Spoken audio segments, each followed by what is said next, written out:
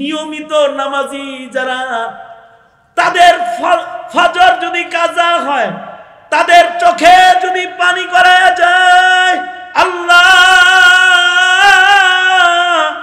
আজকে রাত্রের ফজরটা কাজা হইল, দিনে যদি মইরা যায়, জীবনের শেষ রজনীর নামাজের হিফাজত নাই, আল্লাহ তোমার কাছে মুখ দেখাম কেমন?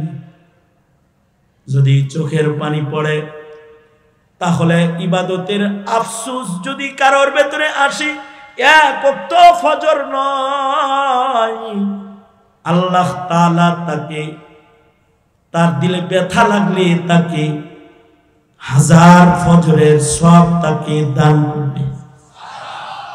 তার কান্না থামানোর জন্য, কারণ ফজর সে ইচ্ছা করে কাজা করে নাই, ঘুমন্ত ছিল।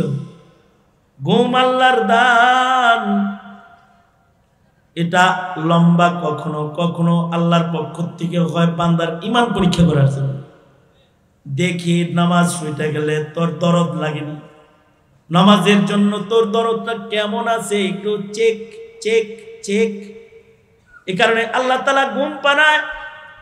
কিন্তু একটা নামাজ এটা জাগ্রত অবস্থায় বেশি কাজা হয়, তার নাম হলো সালাতুল আসর। জাগ্রত থাকে কিন্তু হেলায় খেলায় আসর কাজা হয়।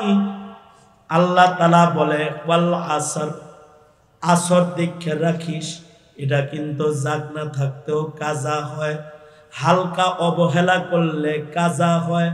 কালের কসম, হায়াতের কসম, হায়াত কিন্তু তোর লম্বা নয়, আসরের নামাজের মতো কিন্তু হঠাৎ কইরা ডুইবা যাইব, মরণ তোর কাছে হঠাৎ চলে আইব, আজরাইল কিন্তু হঠাৎ সামনে দাঁড়ায় যাইব।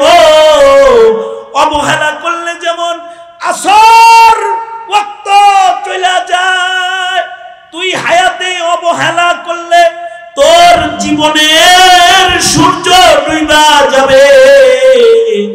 সূর্য ডুবে গেলে আর ইবাদতের চান্স কিন্তু পাবি না বান্দা, জান্নাত কামায়ের সুযোগ কিন্তু তোর আর থাকবে না বান্দা।